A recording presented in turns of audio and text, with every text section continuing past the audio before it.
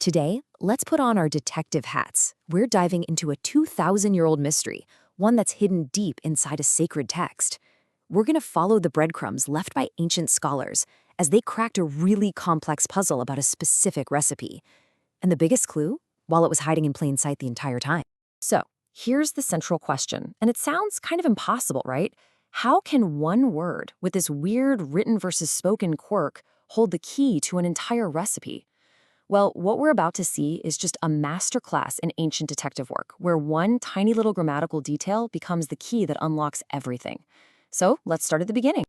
All right, our investigation kicks off with a really specific ceremony from the book of Leviticus. Now, on the surface, it seems pretty straightforward. But this ritual, let's call it the case of the Omer lamb, is where we find our very first clue. So, what is this Omer offering, anyway? It's a special sacrifice, done just once a year.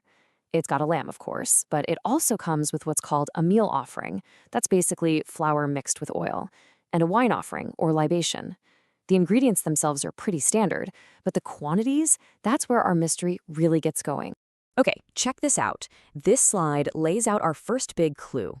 For any regular lamb offering, the recipe called for 1/10 of a measure of flour. But for this special Omer lamb, the text specifically says to use 2/10. The flour is doubled, and that immediately makes you wonder, what about the oil and the wine? Let's really zoom in on that doubled flour, because this isn't just some random detail. This one little anomaly is the thread that when you start to pull on it, is going to unravel the entire puzzle.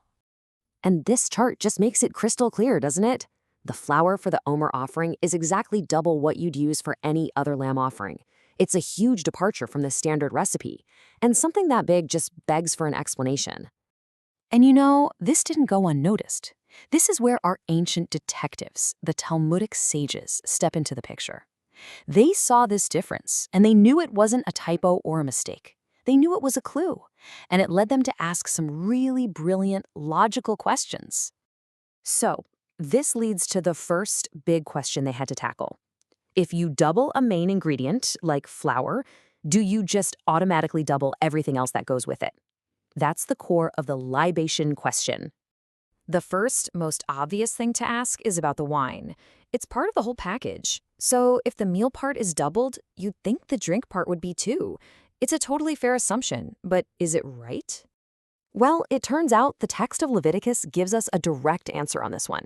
It says the wine libation should be a quarter-hin, which is the standard normal amount, not doubled. So, okay, mystery number one solved. The wine stays the same. Easy enough. But this is where the puzzle gets way more complicated. The oil is mixed directly with the flour. I mean, logically, if you double the dry ingredient, you have to double the wet ingredient to get the right consistency. It just makes sense. And yet, the text says absolutely nothing about how much oil to use. It's just silent. And that is the real mystery here. So to solve this riddle of the missing oil measurement, the sages didn't look for some new hidden scroll. No, the answer was right there in front of them the whole time. They just had to look closer. I mean, really close, at one single crucial word. This right here is our key. In Hebrew, this word means, and it's libation. But here's the secret. In the original text, the word is written one way, but was traditionally read aloud a different way. That little difference is everything. This ancient scribal trick is known as ketiv and kere. It literally means what is written versus what is read. And it's not a mistake. It was an intentional system, a way to pack multiple layers of meaning into the text. And for the sages, it was the secret key they needed to unlock this recipe. Okay, this slide breaks down the solution, and it is just brilliant. The way the word is written has a feminine ending in Hebrew, and that feminine ending points to the meal offering, which is a feminine noun, and its liquid part, the oil. But the way it's read aloud has a masculine ending, which points to the lamb, a masculine noun, and its liquid part, the wine. Do you see it? One word is intentionally pointing to two different ingredients at the exact same time. And Rabbi Elazar is the one who puts it all together. He explains that this isn't some contradiction, it's a comparison. The text is using this weird grammatical trick to create an analogy. It's a hidden instruction, basically telling you that one thing is just like the other. So here's the step-by-step logic, and it's just so cool. 1. The written word points to the oil. 2. The spoken word points to the wine. 3. Therefore, the text must be creating a link between them. And 4. The conclusion is inescapable. The amount of the oil must be the exact same as the amount of the wine. And just like that, with that amazing piece of linguistic detective work, the whole mystery clicks into place. We can finally reveal the complete, correct recipe. And here it is, the puzzle solved.